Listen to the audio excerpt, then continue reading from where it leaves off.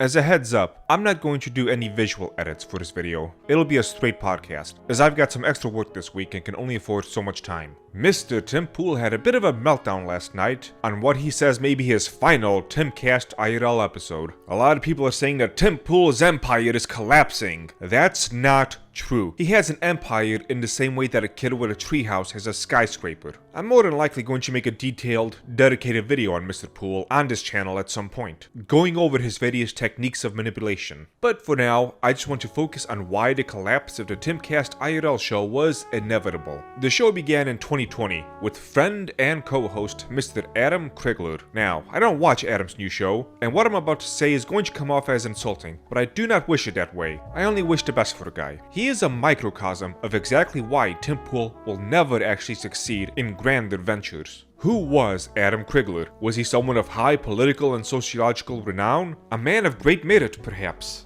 While he's not someone I would disparage or call an idiot or a loser, he's also not, or at the very least wasn't, this may not be the case anymore, someone of exceptional insight or ability. But Tim hired him for his professional culture war fighting business. I do have to praise Adam, because he ended up saying a lot of things about Tempool that I had already noticed or thought, and it was refreshing to be vindicated by someone in the know. To give but one example of Tim's sleazy manipulation tactics that got exposed by Adam, in 2020 there was a controversy that happened around censorship with Magic: The Gathering, a collectible card game that launched in the early 90s. Tim and Adam talked about it live on TIMCAST. Fast forward to earlier this month, there was another controversy surrounding the game. Tim likes to talk about just how long he's been playing the game. He's definitely one of the OG people. He showed some pictures of some old cards on screen to brag about this and give himself some credibility. Adam Krigler called this out, saying he sat next to Tim as he purchased those cards in 2020. Tim promptly blocked him on Twitter. To Adam's credit, he did pick up on a lot of political and cultural stuff really fast. Too fast, even. Tim loves to be the smartest man in the room, even though he himself is not all too bright. And when Adam slowly started to outshine him and would push back on either some of Tim's dumber takes or some of his manipulative tactics, like rapid topic switching, Tim couldn't have any of that.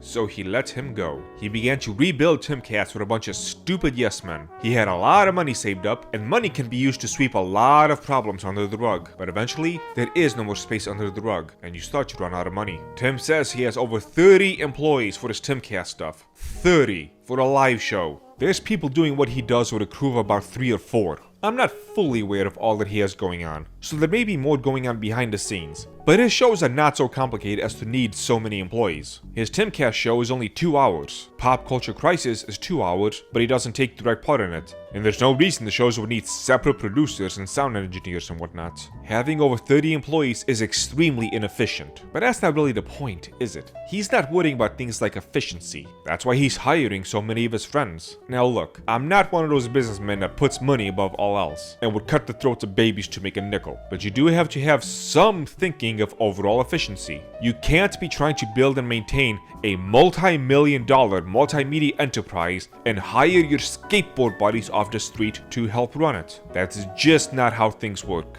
And he is reaping what he has sown. When he went live last night, he said he needs to shut it down because of collective laziness. Nobody wants to do the jobs, everyone is just doing the bare minimum to get their paycheck. If they're not forced to do it, they won't. He's even caught some of his buddies on camera stealing equipment from him. Tim is a grand old politician in the culture war because he has all the verbal charisma that'll get people to follow him and help get him elected, metaphorically speaking, but he has no leadership skills whatsoever. He doesn't want leadership skills. That's too much work. Too much responsibility, and having to order people around like a boss would make him out to be the bad guy. No, he's the punk rock skateboarder guy, don't you guys know that? He'll make promises to his base, like that coffee shop, but he'll never deliver. 2 years, as he has admitted, they've been trying to get this thing open, and he can't do it. He just can't. That's funny to me because I had my expectations low for him, but he went below the bar even I had set. I thought he'd at least get the damn thing open, and that's where he would inevitably fail. But he couldn't even make it to that.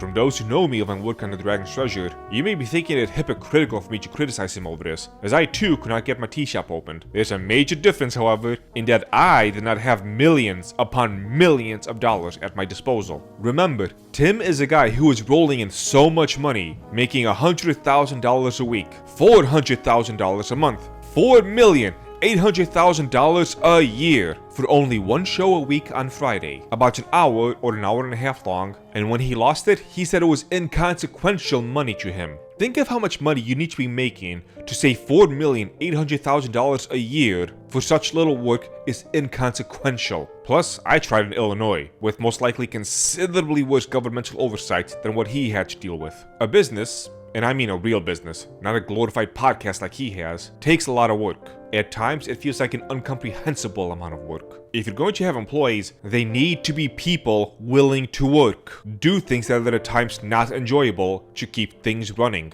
But Tim doesn't want that. Sure, he says he works 16 hours a day, even repeated it last night. That's amazing! He works 16 hours a day, but has time to skateboard. Sometimes for a few hours, as he admits. He has time to work out with a personal trainer. He has time to go grocery shopping. He has time to play Magic the Gathering. He has time to beat Baldur's Gate 3 30 or 40 times, as he put it. He has time to go to the movies, to watch TV shows at home. He has time to do all of these things that he says he does while working 7 a.m. to 11 p.m. Because that's what a 16-hour day looks like. Let's be clear here of my personal feelings. As someone who did do the 16 to 18-hour day grind and felt the physical and mental effects such a thing had on my body and mind, I do take real personal issue with this particular lie of his. The culture war is a serious topic. It's a topic I've been ranting and raving about in real life to my friends like I was Alex Jones on cocaine since the mid-2000s, before it was even given such a name. It's one that would see a whole civilization crumble. There's a horrible but accurate quote I saw this morning. America has become a corpse being eaten by maggots. The Democrats are cheating for the maggots, and the Republicans are cheating for the corpse. The more you think about it and analyze that analogy, the more apt it becomes. But people like Tempool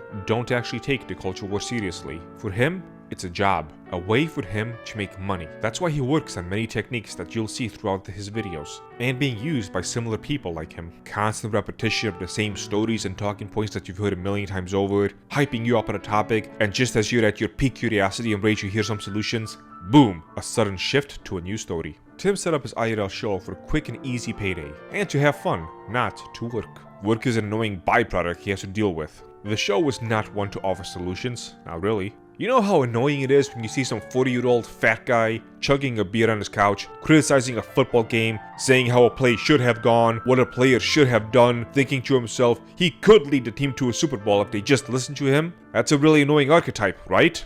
Well, the culture war is full of them. People have their show, they rant that bad things are bad, and they collect a nice paycheck for it. I mean, hell, Tim has told you plenty of times what he will do when the chips are down. He's going to take his ball and go home. He will live in a van down by the river. That van might be the size of a small mansion, but it'll be a van nonetheless. But keep giving him your money, everyone. Give him your money so he can continue to fight the culture war. And when the culture war reaches its inevitable fever pitch, he will do what he's always said he'll do. Take his ball, or in this case all your money, and go home. To sum things up before the closing statement, TIMCAST IRL failed because Tim kept hiring his friends and skateboard buddies to try and run a multi-million-dollar enterprise. Surprise, surprise! When you try and run a show with people who unironically think they can change the weather by getting high and making up some tai chi in their backyard, yes, that's what co-host Ian Crossland has said several times, things don't tend to go well. Tim is a man who is afraid of real power, so he wouldn't crack the whip when necessary, and now everything is failing. Now, with all this criticism being directed his way, am I saying that I'm a man who can handle his resources better than he can? Am I saying that with his amount of money, I would be able to run a better business and be able to actually contribute to the culture war in a meaningful, impactful way? Yes. Yes, I am. Undoubtedly. I will run circles around Beanie Man. It's not even funny. Really, all I need is that lucky break that requires no actual skill of my own, like Tim got several times in his career. I experienced it in smaller bits with my business, when nothing more than a shout out from a content creator larger than me made my tiny little online tea shop explode in sales, relatively speaking. With the new resources I got, and just as important, the new pockets of time to work on the business, I made the whole thing grow and explode. And I've got plans in place for various milestones, up to $1 million in annual sales for when things take off again. I could plan past that point, but with how much the cultural landscape changes, even a 1-year plan seems foolish at this point, much less a 5-year plan. Support me. If you would truly like to see meaningful change in the culture war, stop supporting people who have been at this for over a decade and can't even get a damn coffee shop open, let alone a podcast to run properly, and support someone who has an interest in doing more than lining his own pockets. This is something I'm going to start being more vocal about as time goes on. Links to support are in the description. Like, comment, share, and of course, subscribe.